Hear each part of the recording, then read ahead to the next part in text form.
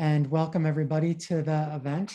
My name is Jason Arnone, and I'm a senior career advisor with the RISD Career Center. And I'm psyched to go through this presentation on portfolios and demo reels. Myself, professionally, I have experience as an artist, graduated from Mass Art and had my own portfolio and used it to get into various professional design jobs. And I've also served as a recruiter for a video game company where I've checked out portfolios and demo reels in consideration for positions. So this is near and dear to my heart. And I'm really psyched to go over this with everybody tonight. We really do want to encourage questions, and we will go through them at the end of the event. So please don't be shy. So I'll get right into it. So I'm starting here with the RISD Career website, which we can see over here on the right-hand side. And I've pulled up the portfolio and demo reel page. Like many things that we cover regularly, and this is no exception, we have a page that's dedicated to portfolios and demo reel development.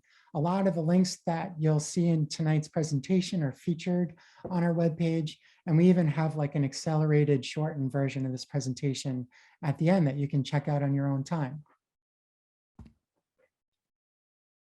So starting from the very beginning, what is a portfolio? So, a portfolio does take a lot of different forms. Of course, most popularly, it's a website portfolio that can be accessed online, and it's become almost mandatory now for websites to be responsive to mobile devices so that they can be viewed in either landscape on a laptop or on a vertical scrolling mobile phone. And there's the traditional hard copy case that we all know and love from foundation year. And for our fine artists, this is still a go-to utility when you're carrying around your work and need to show it in real life. And also books. Having a bound book can be really beneficial, especially for like architecture majors that use this commonly in their in-person interactions or deliverables. I do want to point out, and the opportunity of seeing what a portfolio is also what a portfolio isn't. So a portfolio is not an Instagram feed. Instagram is fantastic. It's a great promotional tool that could actually drive traffic to your portfolio. But because Instagram is like a time-based medium, you're not able to curate. So it's more like a stream of your work. Sketchbooks, you can also feature pages out of your sketchbook in your creative process, and that can be great to share excerpts of your sketchbook in a portfolio. But again, that is not your portfolio.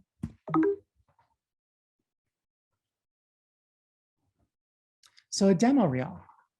A demo reel is a 1 to 2 minute compilation of your best clips from your best work that you intend to show for a given opportunity.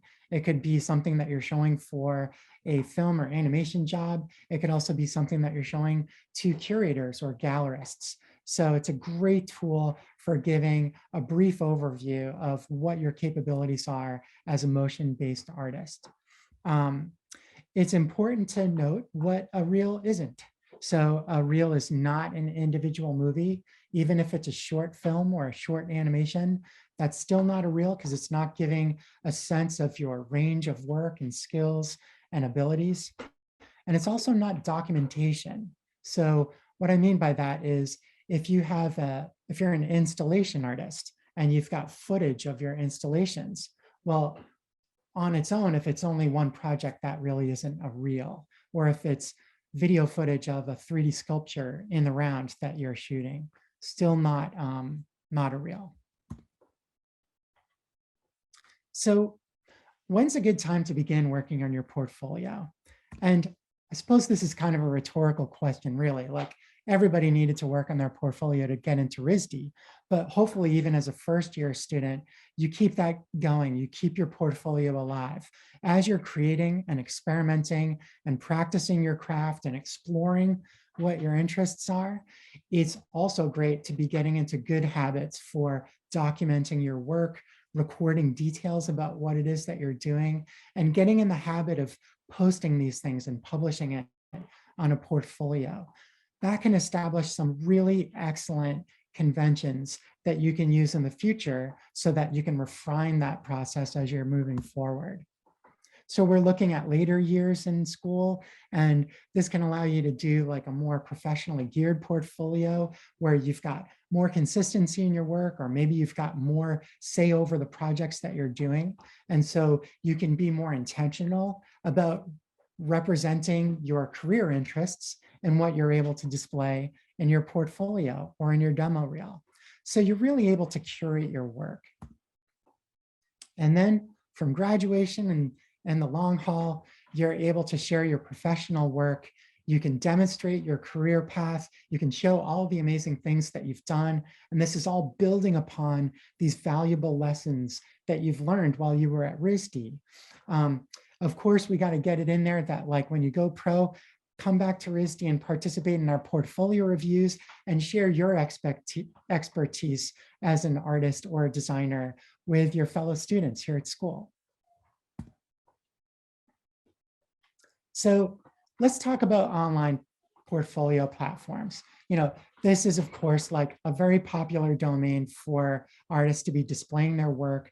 There's just so many advantages to having your work online where you can customize your websites, keep them up to date, and you're assured that people are able to see your latest work and it's as easy as possible to access.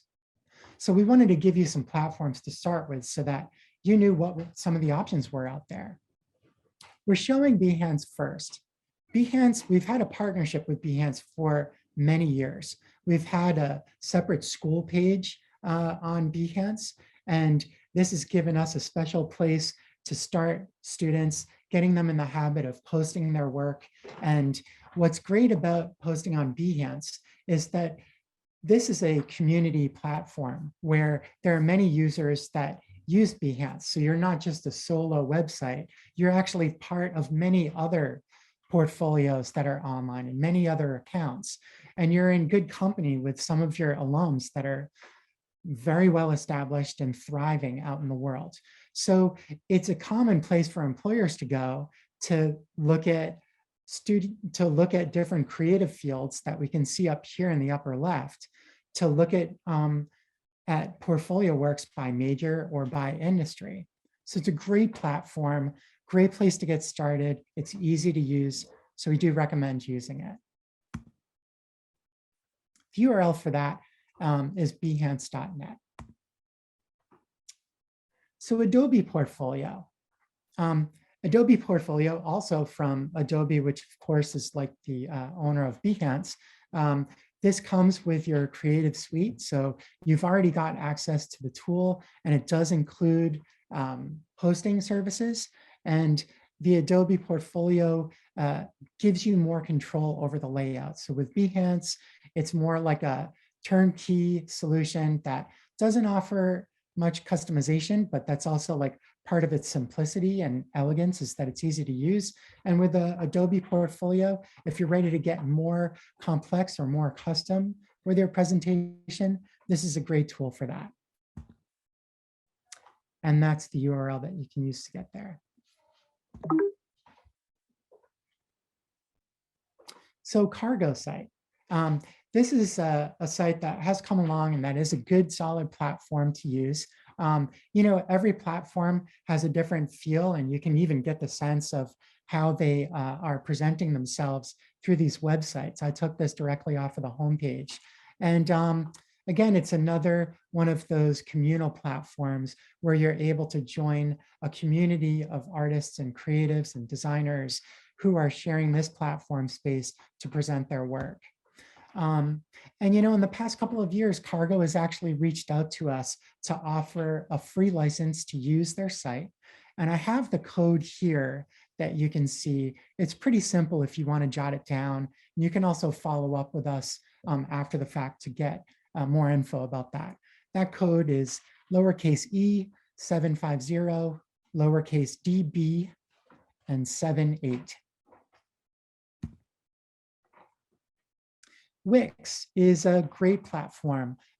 It does give you a lot of freedom, as it says here, and you're able to customize it pretty well and make a really unique looking website. This does start to get into a more serious territory where you are expected to pay a monthly fee to be on the platform. Carbon Made is another great platform, and it also does incur a monthly fee. This one's cheaper for $9. And then Squarespace is another platform, probably seen commercials about it, very popular, very professional. And this one also incurs a $12 monthly fee to start with. With these fee-based platforms, they do have tiers. So, you can start with a cheaper plan like this one, but if you expect to have more features and power, then you'll be paying more for that. So we've covered some of the platforms that are common, and that should be useful to you as you're like embarking on creating a portfolio and looking for different presentation methods. But it's also important to be inspired by your peers and in your industry or in your major, your fellow students or your fellow alums that are out in the world. You can look to them for ideas and see what they're doing, what you feel is successful. This way, you're not just in a vacuum. You can see what's out there and respond to it and try to emulate it in your own work. So we have a couple of fantastic options for you. Of course, there's like so many ways for you to be looking and finding inspiration. One way to start this is actually right at home on our risd.edu website. There is the media group that produces excellent stories all the time about success stories and amazing work by our fellow alums.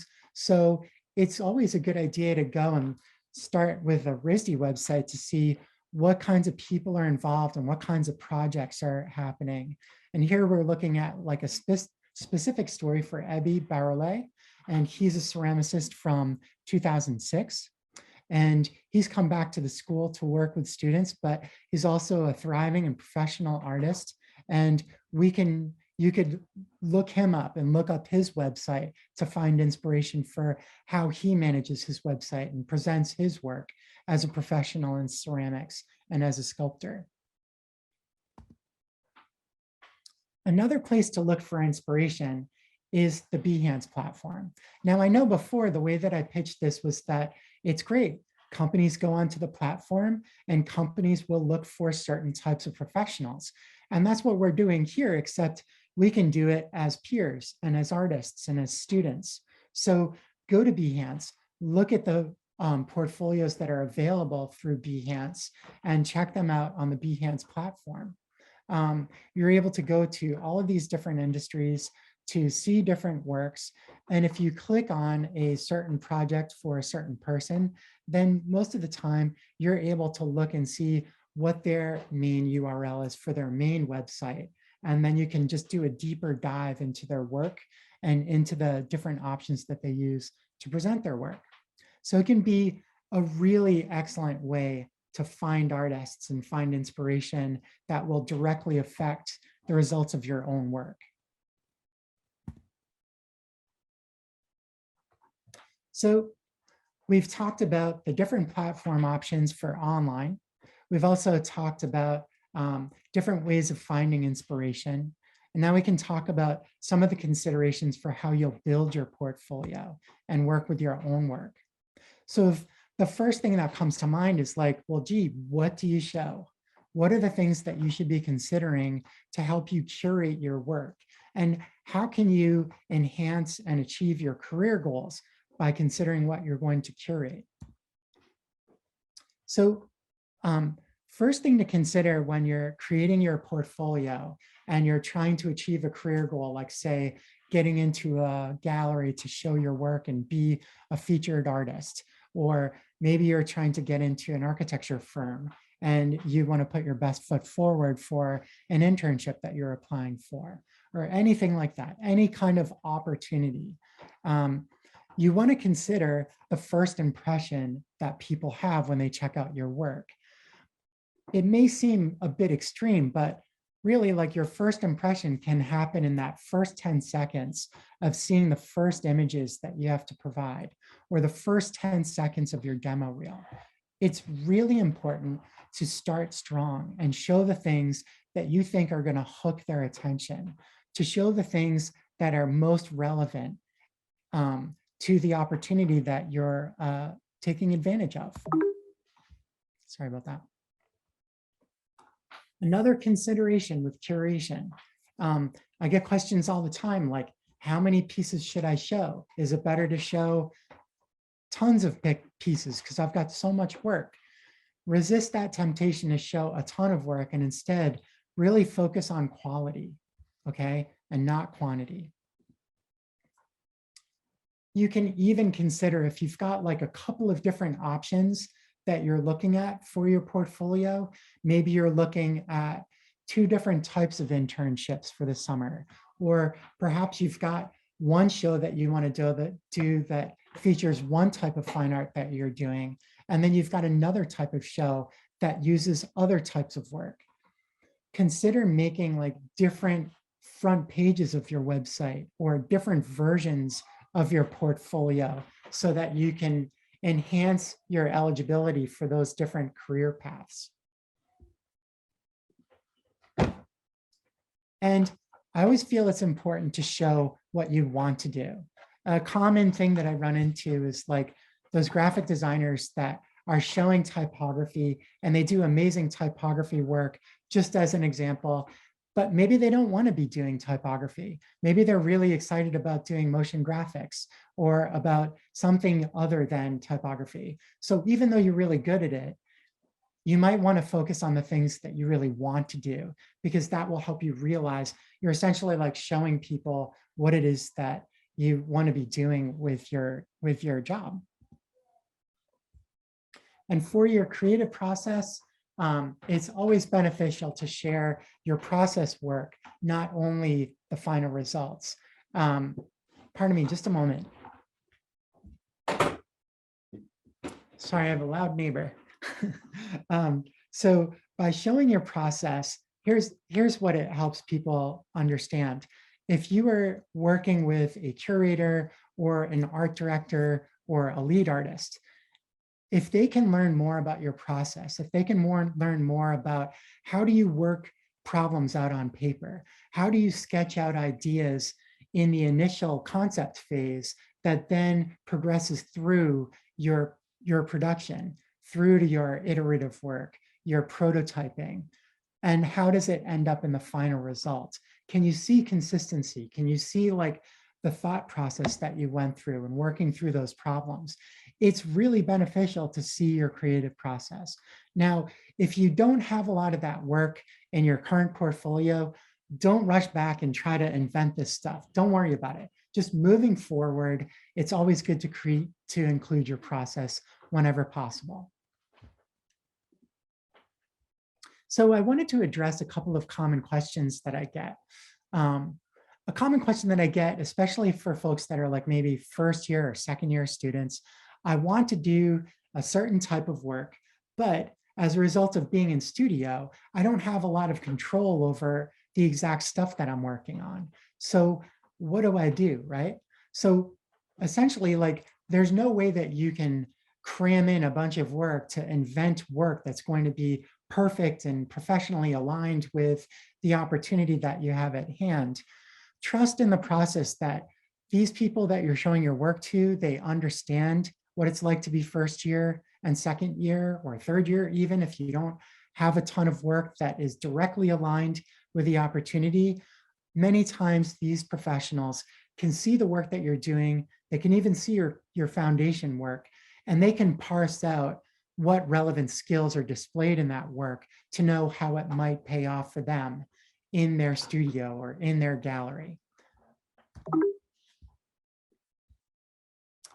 Another common concern, especially for folks that are starting out, is like, I feel self-conscious, I don't have enough projects. Is this going to be a bad thing? So remember, I'm coming back to quality over quantity. You know, we all have stories to tell.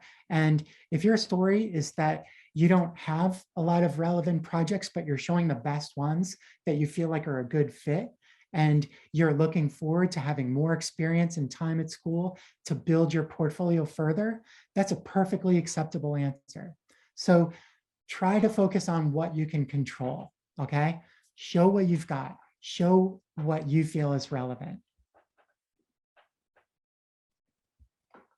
So we've got some goals as well. Like, it's not just the curation of your work, but it's also like how you're designing or how you're implementing your work.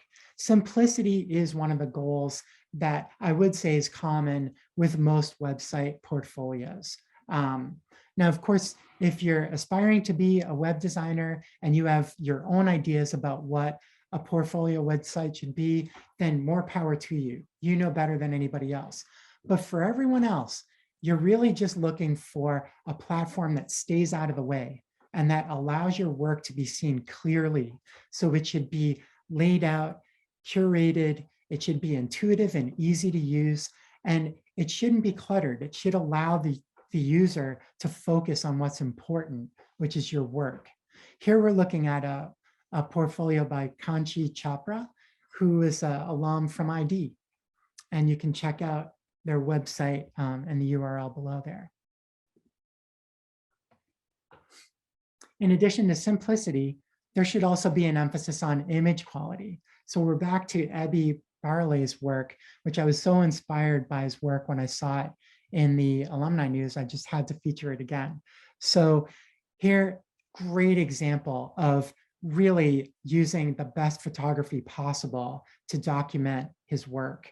It's very clear, it's lit very well. It's not dramatic lighting. It's really like trying to let us appreciate all of the details and textures in his work.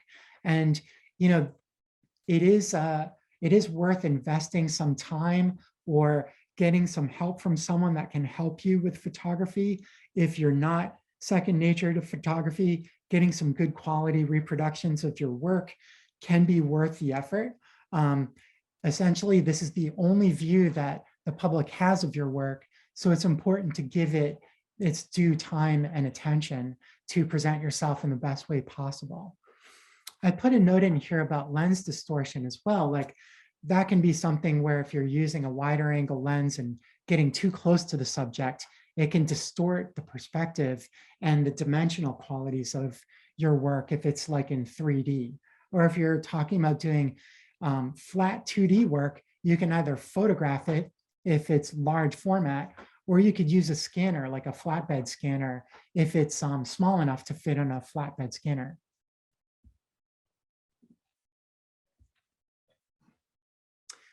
I wanted to also include a mention of some excellent information about photo documentation. And this was provided by a RISD alum from illustration, Professor Clara Liu.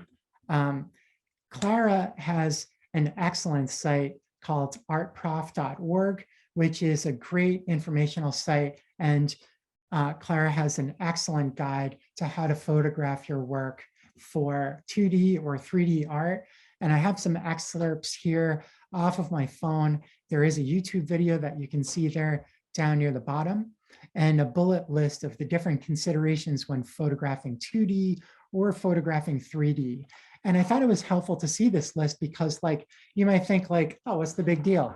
You just like point and shoot at your work. But as you can see, like, there's a lot more that can go into it to get really excellent professional results.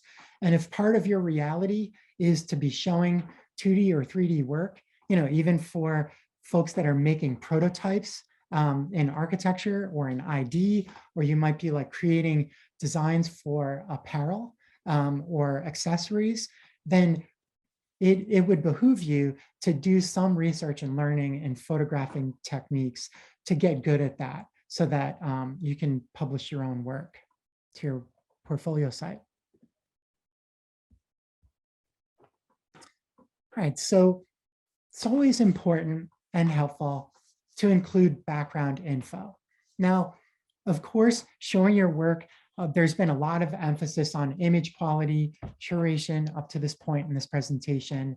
And that, of course, is profoundly important to have great representation of your work. But the background info can be extremely helpful and insightful for someone that's checking out your work to help answer some questions that they may have, and to help them appreciate the work that you're doing. It can include things such as your title information, the year, the medium that your work is done in, approximate dimensions if it's physical. Sorry, I'm going to move my Zoom bar here. There we go. Any tools that you used, whether like physical tools or software tools, techniques, any design prompts that you were working towards, whether it was like an assignment for a freelance job that you had or an assignment through school, any creative objectives that you had going into it. It can really help people understand more about your work and engage with it more and make it more memorable. I am featuring an excellent project from Kate Pincus Whitney from the painting department from 2020, who was awarded a 30 under 30. And that was also covered in the RISD Media Alumni News. So I wanted to include that as well. So I mentioned including your creative design process, well, creative or design process. And I really love this work by Desiree Scarborough, who only recently graduated from apparel and textile. And I love the way that you will not only start with her finished work and her garments, but you can also go through her process. We can see here the chains that she spray painted on the floor and the different pieces as they develop.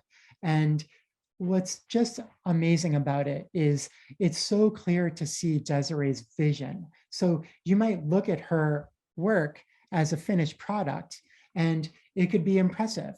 However, when you see the process, it just gives me a better appreciation for how clever she was, how she approached these solutions. You know, like I would consider them like really creative and unconventional solutions for what she was able to achieve.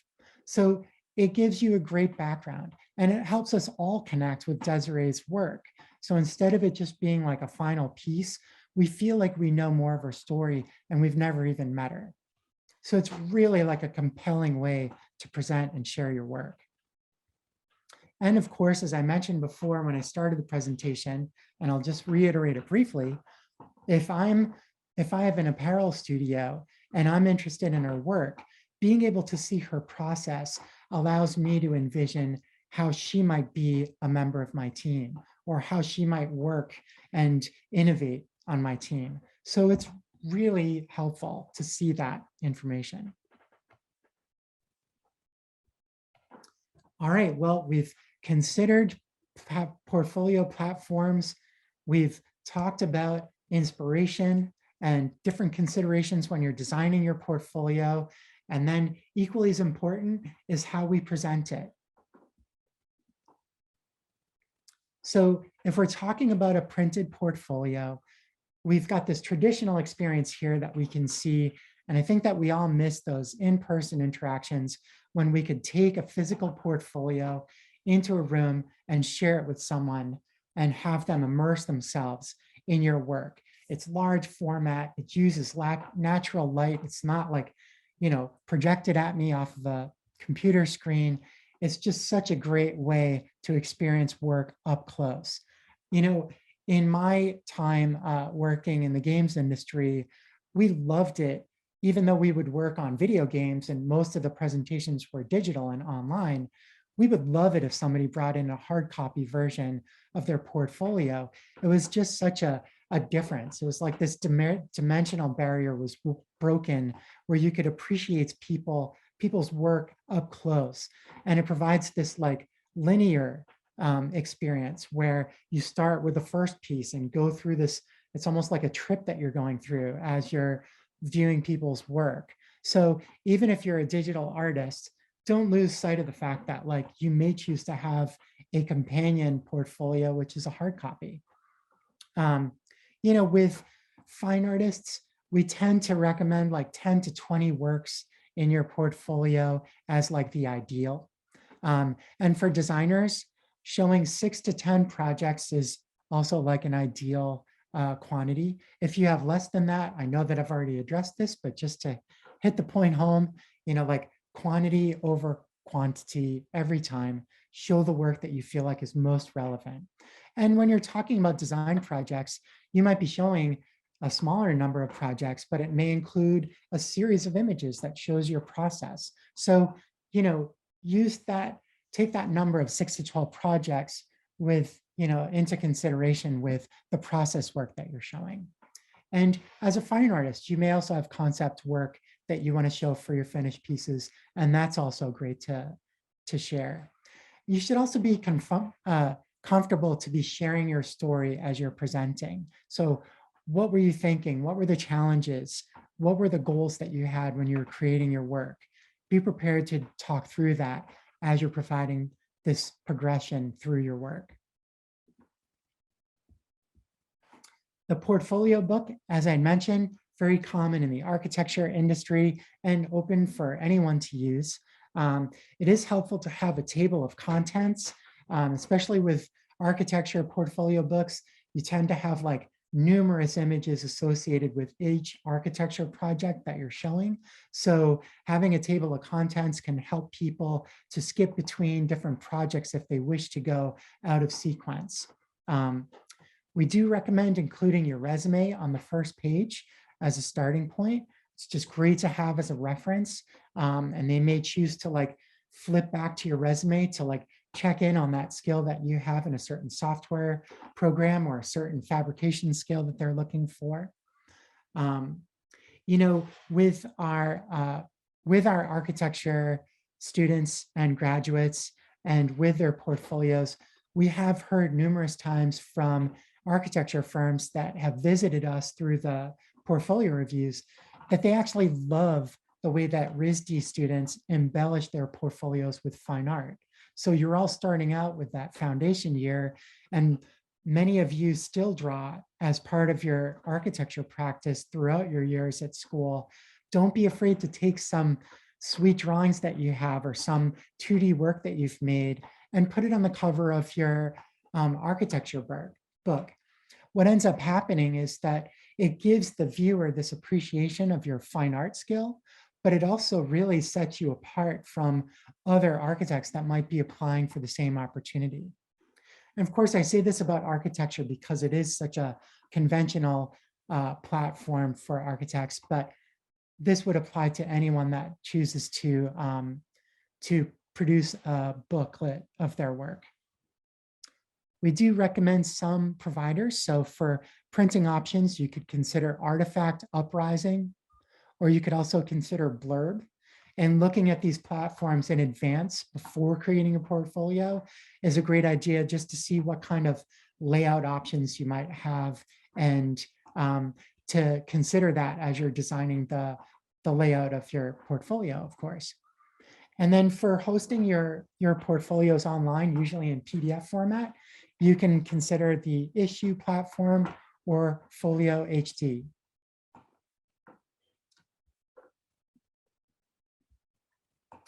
So for online portfolios, this is still a consideration for you as you're presenting. You might be presenting your work in person as we see here, but you also might be presenting it on screen through a call, like a Zoom call or something like that. So similar to what we discussed with your printed portfolio, you should be prepared to walk people through your presentation, to walk people through your portfolio. And hopefully you're considering the organization that you're presenting to. So if you're presenting to a fine art organization and you're hoping that you can get a show with them, then why not show the work that you feel is relevant to the work that you want to be doing for them? Or if you're applying for a job or an internship, then think about the organization that you're applying to and their work, and try to start with the pieces that you feel are compatible with their work.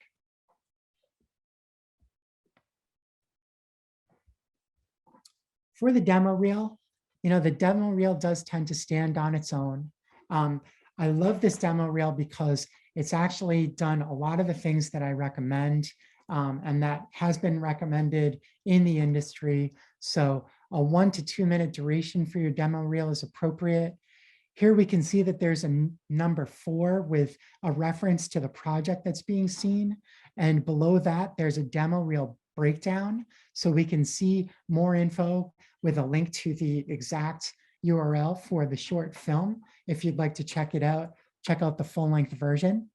I think what I would also add to this demo reel breakdown are some notes about like what tools were used, what was the project, was it for a client, was it entered in a competition or in a festival or something like that. So you can include some more liner notes about these different projects. And every demo reel should start and end with a title card. And this is just very simple with your name, contact info, and a link to your portfolio.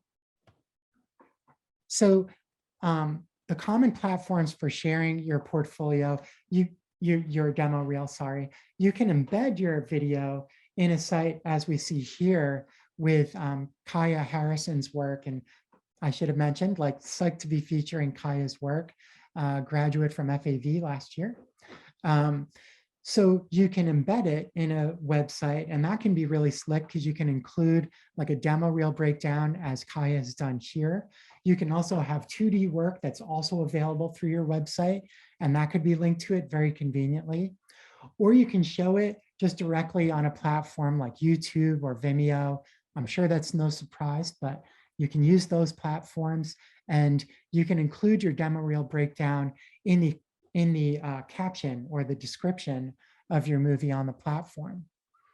Now, if you have things that are secure, like things that may have protections, like perhaps it's like some intellectual property that you have that you're concerned about sharing widely and publicly, you do have options for using a platform such as Dropbox or Google Docs or iCloud. And that way you could really control who exactly has access, set a password for people to view it, and even include like a legal statement about, this is not to be shared or reproduced or something along those lines, including your copyright information. Anything like that could be a great precautionary step to take. So beyond the platform, the portfolio, I know that we've only briefly touched upon Instagram. As I had mentioned before, Instagram can be a fantastic promotional vehicle for you and your work. So folks are using Instagram to get into shows or to find jobs. As you're networking with people that you're meeting out in the industry or out in the fine art world, you can be engaging with them through Instagram. And Instagram is really like such a great way for them to be reminded of your activity and your work. You could be showing slices of life from your studio, some in-progress work that you might have that you wouldn't ordinarily share in a portfolio, but you can share it through your Instagram feed. And in your profile, I would recommend including your URL that will get you to your portfolio website so that people can check out your work, as a portfolio. LinkedIn is also a great tool for promoting yourself, for finding people in the industry and engaging with them. And I would definitely include your portfolio in your LinkedIn profile so that whether people are searching for you and finding you, or whether you're reaching out, they can instantly check you out. And of course, nothing replaces like public exhibitions for fine artists. So still getting out there, still showing your work in galleries or in group shows, or even online and virtual exhibitions. And when you're doing your artist statement or your bio statement, you always want to include your portfolio so that people can learn more about you. And what's great about these three things that we've talked about here, Instagram, LinkedIn, public exhibitions, is it's a great vehicle for keeping in touch and engaging with people. So before wrapping up tonight, I do just want to point out that, of course, closely related to creating your portfolio or demo reel, we have the design portfolio review coming up in mid-March, March 15th and 16th from 6 to 9 p.m. It'll be online this year as we did last year, which was very successful. And this is open to juniors and higher. So for sophomores and for first year students, you'll have to hang in there and you'll be able to participate in your junior year.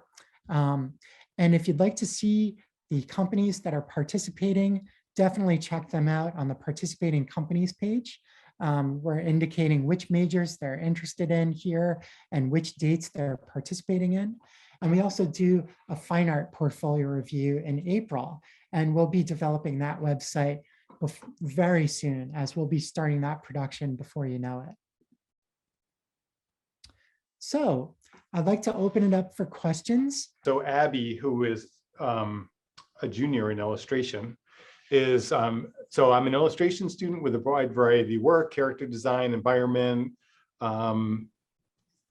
figure drawing, storyboard, sequential works, and I'm interested in all of these things at this stage.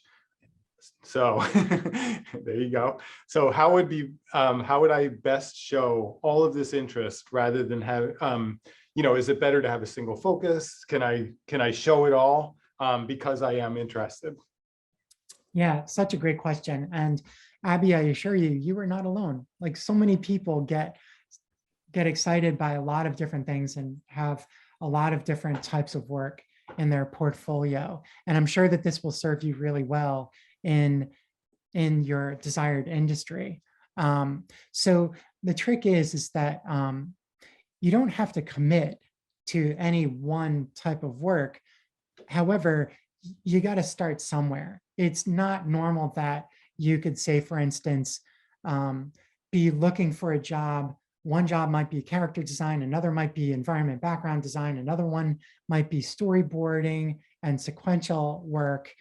Usually that would just be spreading yourself super thin as a professional. And none of us would advise doing that in the Career Center. So what you do is you try to take the thing that feels most important to you at the time, knowing that if you feel as though character design is really where it's at for you right now, start with character design. Develop a front page to your portfolio that focuses on character design, and show your portfolio with your character design first. And then you may have like another bin of work or another category in your website that's environment and background design, and have all of your work in there. And then you could have all of your storyboarding work in a separate category, and all of your figure drawing work and like a fine art category or a figure drawing.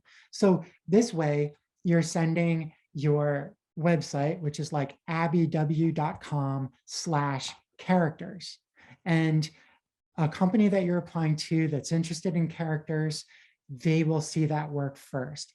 But then they get this added benefit of also seeing that you can do this other stuff in environments and in sequential work. So it's kind of like you get the best of both worlds. But I did want to get into a little bit of like your direction as you're approaching these industries, because I do think it's important to try to stick with one at least for a certain amount of time and see it through for a couple of months.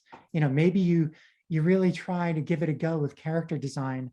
And if you're not getting the kind of response that you're looking for, maybe that's a sign that you should try propping up your background work and seeing if you can get in as an environment artist or designer and see how that goes. This may seem kind of advanced and challenging, but would be glad to work through it with you in the career team and do an advising appointment to talk it through into more practical terms. But that is the cool thing about having multiple modes of work, is that you can be selective about which mode you're showing to a given employer or a given, fine art gallerist or curator. Are there any art industries where it is frowned upon to show your creative process in your portfolio? That is a great question. And we have heard from time to time from some representatives that they don't need to see the process work. They're more focused on the final work. I could imagine, like I've seen firsthand for like residency and grant applications, they are very strict and constrained on what you will be submitting for your portfolio. And they'll even give you like a limit, like we only want to see 6 pieces. So with those 6 pieces, you would want to show like your final work. You wouldn't want to show your process work. In the fine art world, studio visits are a lot more common, where if a gallerist wants to consider representing you, they may want to go in studio, see your work, see it on the wall, see what's being worked on right now. So in those instances, they may not need to see process, but I always feel as though it's safer to show process, because most employers and most fine artists and fine art world professionals want to see process. They're curious about it. They'll be glad to see it. And if they really don't want to see it, they can skip over it, right? So unless if you have a specific question, I would say that even if there's been a report of someone saying, oh, I don't want to see process work and I'm in a certain, industry, I wouldn't make any assumptions about that. I wouldn't take that as a standard. I would dig into that more and do some research, maybe with other peers in the industries, to find out how they're showing their work. Again, like, so I don't know what major you're in, Deborah, but if you go on to Behance and if you go and look at the fellow peers that are in your major, both alumni and students, you're going to see pretty quickly how much process work you're seeing on those portfolios, and that might be insightful. And Jason, if I could just chime in here, there's one sliver of where your images are going to come in, where so if you're applying for a residency or a grant, most of the time you're not going to include process shots. And we're not going to get into that deeply here. There's a program next week, Grants and Residencies, Find and Apply. And Lisa Kramer will be running that from the Career Center. And we can talk more about that. But when you're doing a grant application, a residency application, they just want to see your final work. They do not want to see process work in general. So I'll just throw that part out there. So, I've got one question from Julie. Let's see, I'm just going to move to the next thing here. Is it okay to upload work that is not really related to our majors? I'm a junior in illustration, but do a lot of photography work. Or is it better to create a separate platform for that?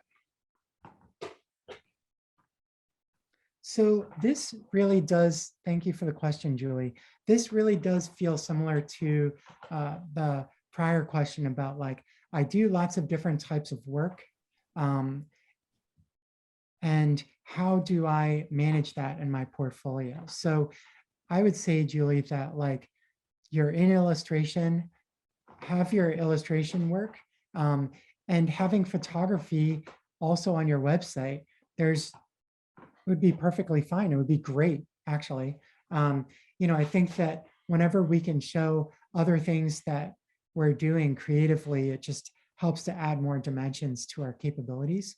I think that you may want to consider, I don't mean to, well, I suppose that you want to be self-critical though. So if you feel like your work in illustration, of course, I'm sure you're very serious about it being in illustration at RISD, but then like maybe your photo work is more like iPhone photos. I'm not dissing on your photo work. I'm just saying, like, if you don't feel like your photography is like even close to the level of abilities that you are as an illustrator, then your portfolio website might not be a good place to include your photo work.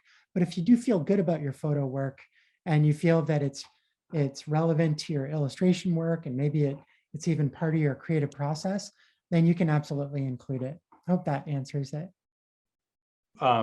Would it be appropriate to link your Instagram into your resume if you show work there? Absolutely. Having a link to your Instagram, and not only your Instagram, but your LinkedIn profile, which as I had said before, like, these are the ways that you keep in touch. So your LinkedIn profile, your Instagram, if you've got a show coming up, the show that you're in, or if you've got a talk, or if you're featured in a magazine article, or, like whatever it may be, anything that's like out there in the world for people to appreciate your work, yes, link to it in your portfolio for sure. That's when that cool thing happens where Instagram becomes your promotional vehicle, where somebody that checked out your portfolio and likes your work is now following you on Instagram and keeps getting reminded of you. And that's a great place to be. And then, of course, your LinkedIn profile is just a great way to be reachable. And we all want to be easy to contact. Thank you, Jason. So I'm going to combine a couple of questions. So Deborah Brudvig, and forgive my pronunciation there, is seconded by Deborah Morgan. So the Deborah's questions are being mashed together here. So any suggestions for the new artists who are an old person? I'm 64. Yes. Not dead yet, they say. I don't know if you feel that there is an age bias in visual arts. It's a mixed bag in the music field, or if you or how you might address it. I'm in CE, painting certificate program. I guess you present it as a strength, of course, but curious on your take there. So how do you handle age as you're working through things, right? Whatever opportunities you're looking for. So just to consolidate that. And then Deborah number 2 is saying, I second this question. As an older adult making a career transition to professional artist, CE in natural science illustration, have run into a lot of age discrimination in trying to get a job in my regular field in the last few years. So there's the combination, if you don't mind, Jason. No, not at all.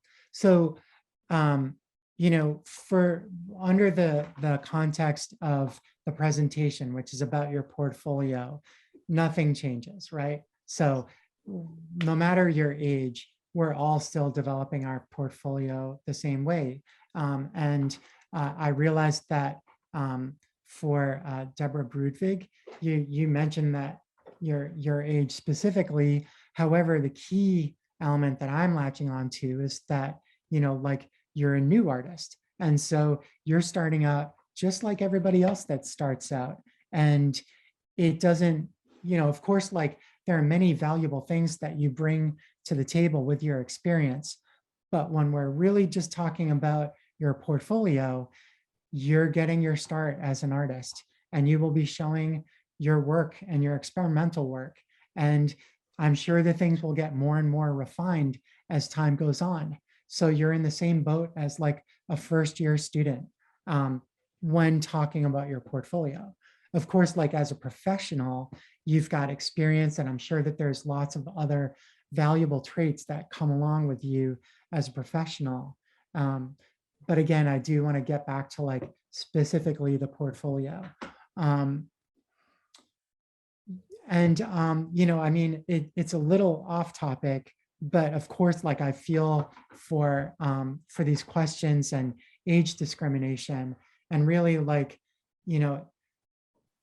one thing that you have in common with many alums that come back to us many years out of school that are looking to do a career change, it's a chance for you to start over and feel like a novice again. So while you do definitely bring valuable skills and experiences to the table, you're also taking risks and starting something new. And that's exciting and scary at the same time.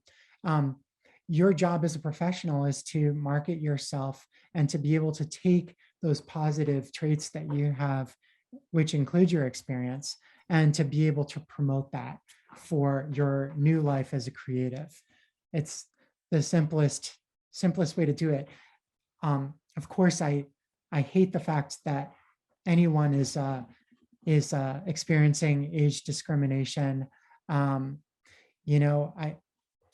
If anything, like that's one of the equalizers with a portfolio is that nobody knows, like it's like the internet. Nobody knows if you're a dog. It's like nobody knows who you are or or what your age is, or any of those specifics, if they're really going to your work and they're interested in your work, they're seeing your work first and foremost before they're learning more about you. And hopefully what you've heard tonight, and hopefully with the work that you'll do in your portfolio, will help to even the odds for you. Yeah, thank you, Jason. And, you know, so just to say, so emerging artist category, you know, that's something you're looking for, just to say that out loud. You know, if you're looking for grants, residencies, and other opportunities, and I know you may be interested to sell your work or have a job doing something, but also when there's artist opportunities, you know, even if you're 64, you're an emerging artist, and that's a category that you get to self-identify into. So if I can just top that off. Thank you, Alan. Awesome. Victoria is asking, many people have different page categories for different interests. So is it better to have a general homepage or to have the main URL lead to your preferred page or subject project at your website? Yeah, great question. So I'm going to be kind of to the point with this answer, and there's always exceptions to the rule, okay? But just considering that most of us here this is geared towards students and geared towards finding work, you're likely going to want to optimize your website so that there isn't like a dramatic splash page or something like that. It's like you want whoever this employer or gallerist is, you want them to get right into your work quick and fast, right? That 10-second first impression is super important. So having those first 6 projects in a grid or 6 images in a grid or something like that, that helps people to like in an instant get a sense of like a range of your work and go over to what they feel is most relevant to them. So that's what you do when you're in like opportunity hunting mode or job hunting mode or whatever it is. On the other hand, if you've made it, you're established, you got like somebody that's representing you for galleries or whatever, then you can be a little bit more, you know, like dramatic with your portfolio. You might start with a huge splash page of your work, like Ebby's work that I was showing you before. Like his website is like that. You go on the page and it's like gorgeous full screen image of his work, but he doesn't have trouble finding opportunities at this point in his career. So he can get away with that, in my opinion. It can be more creative. When we're hunting for an opportunity, we have to be more pragmatic. We got to be like more efficient with our presentation. That's just without knowing what major you're in or what your goals are, it's just my quick response. And like all of these things, I hope that we can follow up with anybody that's a student for an advising appointment, or continuing ed, you can follow up with the continuing ed group for an advising appointment. So Jason, I'm going a little bit out of order because I'm asking some questions for clarity. Okay, so so Jacqueline though is asking, do you recommend using your name in your portfolio site URL, or can you get a bit creative with that? Yeah, I mean, you are your brand. So your art and you are your brand, and by virtue of that, your website is also going to be representing your brand. So I have known people that go by their name. I've had people that create an alias, and I've also known people that come up with like a whole, just like a random word that is just purely for brand. And all I got to say is like, if you make it, then like commit to it, you know, like follow through on 100% and drive the point home. Don't be bashful about it, you know? So using your name or some kind of handle is great. Thank you, Jason. So, so Lin asks, would an Adobe Portfolio site made using our at risd.edu student email only last for the years we're in school? Do RISD accounts shut down after graduation along with the sites they're linked to? Great question. It's such a great question. And frankly, I wouldn't feel comfortable saying like, oh yeah, you'll be all set. I mean, so if your life and